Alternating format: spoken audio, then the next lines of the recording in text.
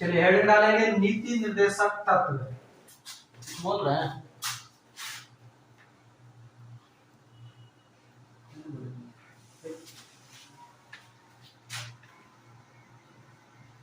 नीति निर्देशक तत्व।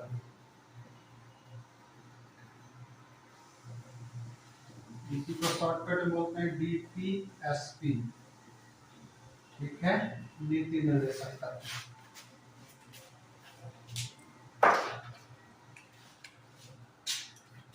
चलिए लिखते चलिएगा। इसमें हम लोग भाग 3 तक पढ़ चुके हैं। भाग कितना? 4। नीति निर्देशक तत्व भाग 4 के अंतर्गत अनुच्छेद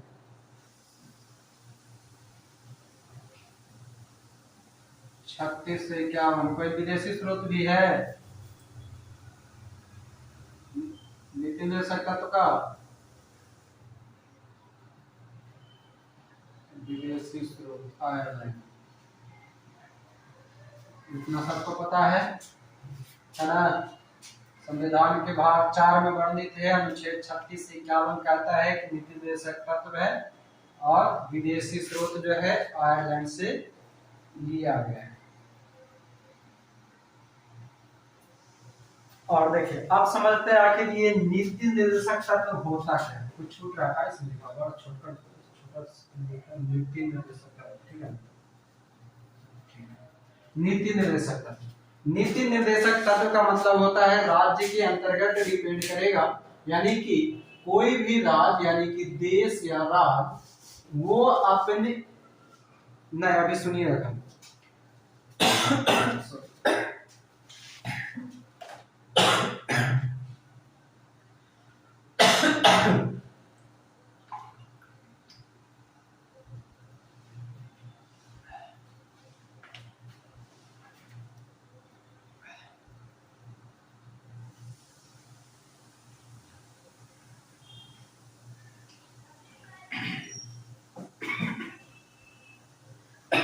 हाँ सुनेंगे। चलिए क्या कर रहे थे कि नीति निर्देशक तत्व के अंतर्गत ये वर्णित किया गया है कि भारतीय संविधान में किसी भी काम को करने के लिए राज्य को जो कोई भी बात निर्धारित की जाती है या जो कोई भी कहानी यानी कि जो कानून बनाया जाता है या सिद्धांत या आदेश जो दिया जाता है वो राज्य किस प्रकार से उसको इम्प्लीमेंट करेगा, यानी कि जो राज्य की नीति का निर्देशन करे उस बात की ओर जो संकेत करता है वही कहलाता है राज्य के नीति निर्देशक तत्व। मगर ध्यान रखेंगे, अभी हमसे पैसे समझा रहे हैं, ठीक है। राज्य के नीति निर्देशक तत्व जो है हमारा ऐसा ही सेम प्रोसेस जैसा कि हमने जब शुरुआत किया था तब हमने कभी बताया होगा 2-4 साल पहले कि 1935 ईस्वी के जो अधिनियम है ये हमारा संविधान का 75% हिस्सा रखता है। इतना बताए होंगे। इसी 75% हिस्सा के अंतर्गत कुछ न कुछ यानी कि कुछ नहीं में कुछ वर्णन हमारा नीति निर्देशक तत्व का भी मिलता है 1935 के अधिनियम से। मगर जितना बात इसमें कहा गया वो फुलफिल नहीं कर रहा था नीति निर्देशक तत्व को, इसलिए हमारे संविधान निर्माणकर्ताओं में जो भी कोई लोग शामिल थे वो अलग अलग देश घूम रहे थे। उसी अलग अलग देश में घूमने के क्रम में भारत के संविधान निर्माणकर्ताओं में से पहुंचे कहां पर? एक देश आयरलैंड। आयरलैंड पहुंचे और आयरलैंड के संविधान में इन्हें दिखाई दिया DPSP। अब DPSP जो याद है यहाँ पर एक बात याद रखेंगे कि DPSP एक ऐसा हमारे संविधान में वर्णन है जो भारत और आयरलैंड, कहां पर? भारत और आयरलैंड के अलावा किसी अन्य कंट्री में नहीं है। पॉइंट याद रहेगा। राज्य के नीति निर्देशक तत्व, तभी तो हम समझ रहे हैं कि इतना छोटा का है। इसका हेडिंग में पूरा लिखिएगा राज्य के नीति निर्देशक तत्व। लग रहा था कि कुछ तो छोटा है। हाँ देखें, राज्य के जो नीति निर्देशक तत्व है ये सिर्फ 2 कंट्री में है। ओरिजिन कंट्री आपका है आयरलैंड और इसको अपनाने वाला कंट्री कौन है? भारत। तो ये पॉइंट याद रखिएगा, अगर कभी गलती से आपसे प्रश्न पूछ दे कि जो नीति निर्देशक तत्व है ये किन कंट्रियों में यानी कि किन देशों में वर्णित है या कहां कहां है, तो सिर्फ याद रखेंगे भारत और आयरलैंड के अलावा ये किसी भी देश के संविधान में नहीं मिलता है। और इसका लक्ष्य भी माना जाता है कि नीति निर्देशक तत्व का एक अपना लक्ष्य है और वह लक्ष्य है क्या? कल्याणकारी राज्य का निर्माण करना। कल्याणकारी राज्य का निर्माण करना, ये पॉइंट आपको याद रखना है। पूछता है कि कल्याणकारी राज्य का निर्माण के बारे में चर्चा किसमें है, तो डीपीएसपी में मिलेगा। तो इतना याद रखेंगे। ये दोनों पॉइंट को कहीं पर कोने में लिख लीजिएगा, पहले लिखिए इसको। लिखेंगे सेंटेंस में लिख सकते तो लिखिए कि नीति निर्देशक तत्व भारत और आयरलैंड के अलावा किसी अन्य देशों के संविधान में नहीं है। अपने भाषा में जैसे लिखना लिख लीजिए। और दूसरा लिख लेंगे नीति निर्देशक तत्व का लक्ष्य क्या है, तो कल्याणकारी राज्य का निर्माण करना। कल्याणकारी राज्य का निर्माण करना।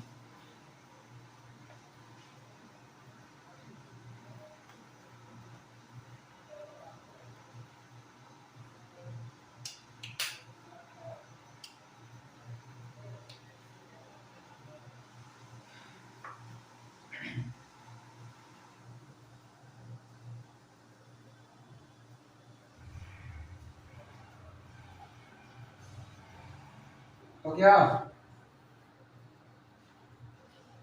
आगे बढ़े।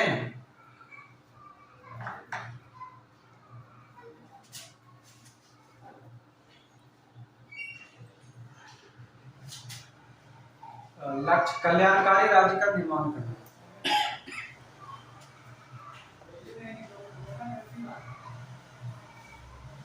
और एक चीज और, हमारे संविधान में न्याय की बात कही गई है। क्या वो न्याय हमारा संविधान में? आज का क्लास जो है आपको सिर्फ हम बेसिक समझा रहे हैं, ठीक है। बाकी जो अनुच्छेद वगैरह है 36 से 51 वो सब अगले क्लास में हम लोग पढ़ेंगे, एक एक करके सीक्वेंस में लिखेंगे। आज जो बेसिक इधर उधर के जितने छोटे जो सवाल है वो हम एक जगह करा देते हैं, अनुच्छेद एक जगह पढ़ेंगे हम लोग, ठीक ना। हाँ, क्या कह रहे थे? हमारे संविधान में कितने प्रकार का न्याय है? कौन कौन सा न्याय है? सामाजिक, आर्थिक और राजनैतिक। सामाजिक, आर्थिक और राजनैतिक न्याय। क्या हमारे संविधान में धार्मिक न्याय है? नहीं, ठीक है। हमारे संविधान के अंतर्गत यानी कि जब हम प्रस्तावना पढ़ते हैं उस प्रस्तावना में भी देखते हैं कि भारत के जो नागरिक है उसको सामाजिक, आर्थिक और राजनैतिक न्याय प्रदान किया। मगर जो हमारे संविधान में सामाजिक, आर्थिक और राजनैतिक न्याय दिया गया है वो तब तक फुलफिल नहीं करेगा, यानी कि वो तब तक पूरा नहीं होगा जब तक इसमें डीपीएसपी शामिल ना हो। यानी कि ये पॉइंट लिख लीजिएगा, लिखिए, पॉइंट लिख लेंगे। भारतीय संविधान में वर्णित तीन प्रकार के न्याय, भारतीय संविधान में वर्णित तीन प्रकार के न्याय ब्रैकेट में लिख लेंगे, सामाजिक, आर्थिक और राजनैतिक। याद रहेगा ऐसे, ठीक है। खास करके नए लोग जो हैं और जो बिल्कुल फ्रेशर हैं वो लोग, पुरानकन तो सब बिहड़ है ही है, ठीक ना। तो नए वाले लोग लिख लेंगे भारतीय संविधान में वर्णित तीन प्रकार के न्याय। कौन कौन सा? सामाजिक, आर्थिक और राजनैतिक तीन प्रकार के न्याय। पूरा सेंटेंस बोलिए, तो सेंटेंस पूरा कर बोलिए, बोलिए जल्दी।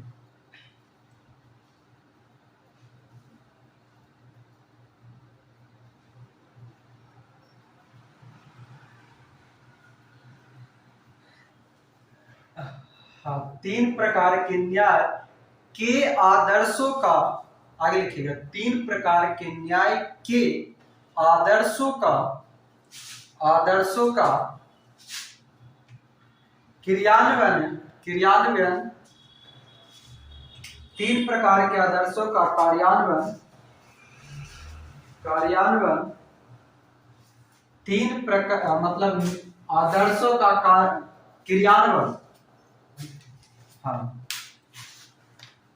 क्रियान्वयन नीति निर्देशक तत्व के क्रियान्वयन के आगे लिखेंगे नीति निर्देशक तत्व के वर्णन के बाद ही पूर्ण होता है।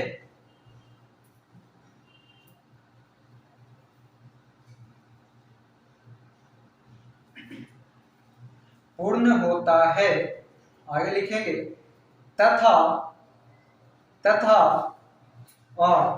देने के बाद जो अगला सेंटेंस लिखवा रहे हैं वो इंपॉर्टेंट है, इसलिए उसको इन्वर्टेड कॉमा में डबल इन्वर्टेड कॉमा में करके लिखेंगे।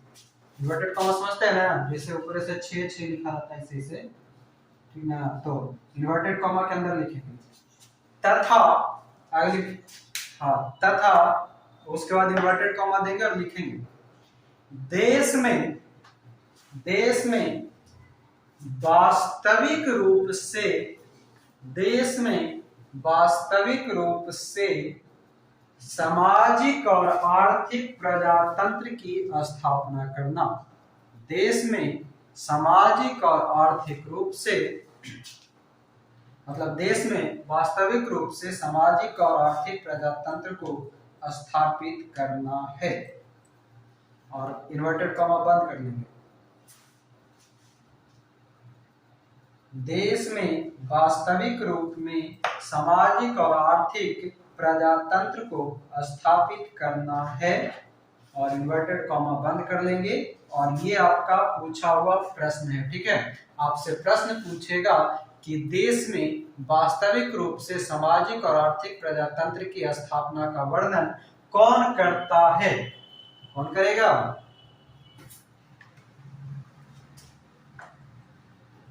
कौन करेगा जी? हाँ, राज्य के डीपीएसपी डायरेक्टिव प्रिंसिपल। चलिए, ये हो गया। अब आगे लिखिएगा, वो पॉइंट लिखिए, अनुच्छेद 12 में पढ़ेंगे। आगे लिखिए तो लिखेंगे नीति निर्देशक तत्व से संबंधित 3 महत्वपूर्ण बात। नीति निर्देशक तत्व से संबंधित 3 प्रमुख बात है। पहला लिखेंगे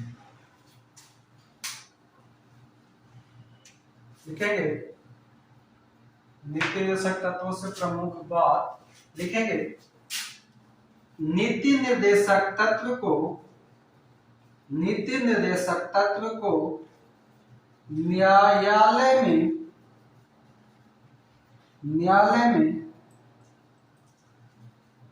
परिवर्तित नहीं किया जा सकता।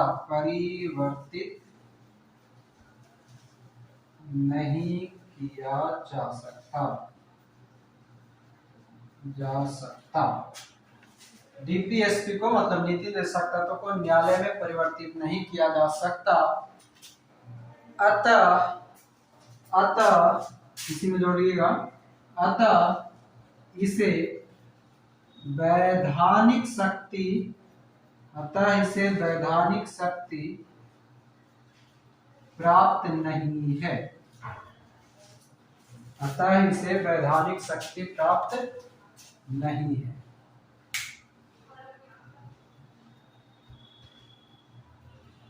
दूसरा पॉइंट लिखेंगे,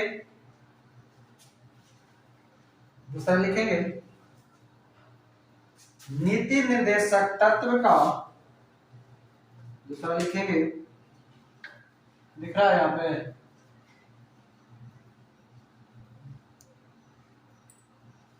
लिखेंगे नीति निर्देशक तत्व का मतलब डीपीएसपी को देश के शासन में मूलभूत स्थान है। क्या है? बेसिक स्थान है इसका, मूलभूत स्थान। ये सब प्रश्न आपको कथन कारक में पूछेगा, उसके लेवल के प्रश्न है। ठीक है, कथन कारक के अनुसार। और एक और तीसरा लिख लेंगे, तीसरा लिखेंगे डीपीएसपी को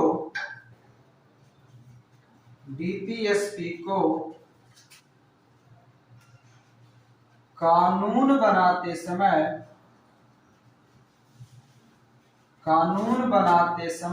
आगे लिखेंगे, डीपीएसपी को कानून बनाते समय प्रयोग करना राज्यों का कर्तव्य होगा। राज्यों का कर्तव्य होगा। डीपीएसपी को कानून बनाते समय प्रयोग करना राज्यों का कर्तव्य होगा। हो गया?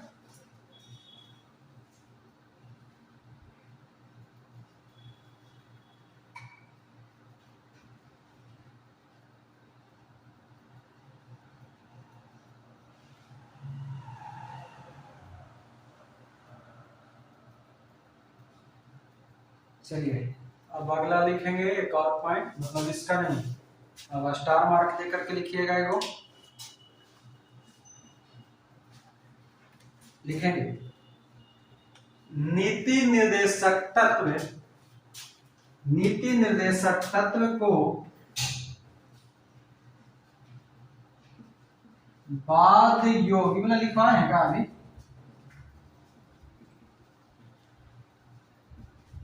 बाध्य योग वाला लिखवाए हैं? हाँ बोलिए।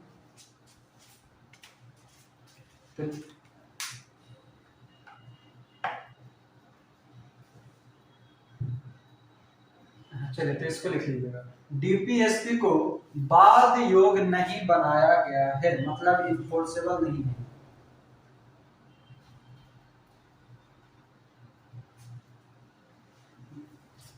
नहीं, बाध्य योग नहीं बनाया गया है। अगला पॉइंट लिखेंगे, डीपीएसपी को, अगला पॉइंट, डीपीएसपी को संविधान का मार्गदर्शक बनाया गया।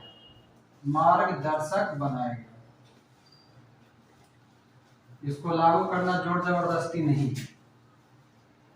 आगे लिखेंगे डीपीएसपी को लागू करने का अधिकार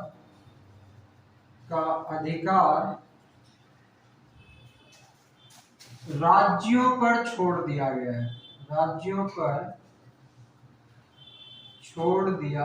है। मतलब राज्य अपने अनुसार बनाए। डीपीएसपी को लागू करने का अधिकार राज्यों पर छोड़ दिया गया है।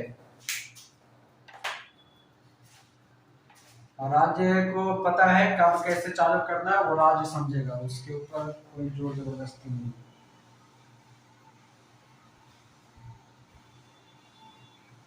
चलिए, और इसी कारण एक कथन है, कथन सुने होंगे आप लोग, लिखेंगे अगला पॉइंट, कथन किसका? केटी शाह का। क्या कहता है केटी शाह? एक ऐसा चेक जो जब मन करे तब उसको भंजा लो। ठीक है, लिखिएगा, पूरा सेंटेंस में लिखिएगा। केटी शाह का कथन है कि राज्य के नीति निर्देशक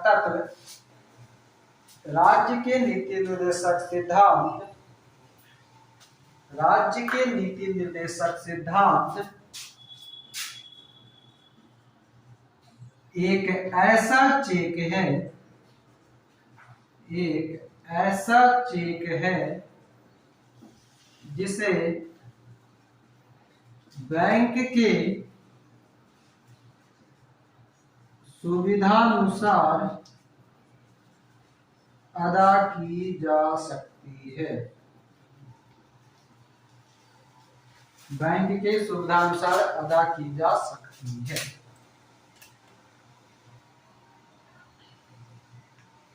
जब लड़का वाला देखने आएगा ना, तो लड़का वाला पूछेगा पति नाम है, कौन वर्षा बोल रही थी ना, नहीं, लड़का वाला पूछेगा क्या नाम है, तो कहिएगा बहिरा। अब ऐसे तो सुन,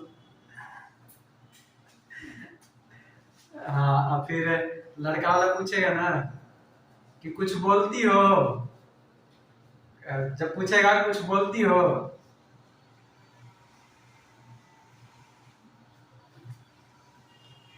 करेक्ट।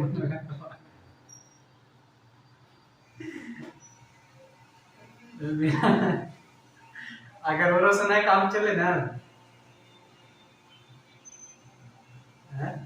जब अगर आपका मन रहेगा कि हमको अब शादी करना है, तो गूंगा बहरा से काम नहीं चलेगा, तो ऐसे कीजिएगा, पूछेगा नाम क्या है, तो तेरा अमल नाम है बालता, ठीक है। पूछेगा खाना बनाने आता है, तो कहेगा अमला ताना बना बनाया आता हो।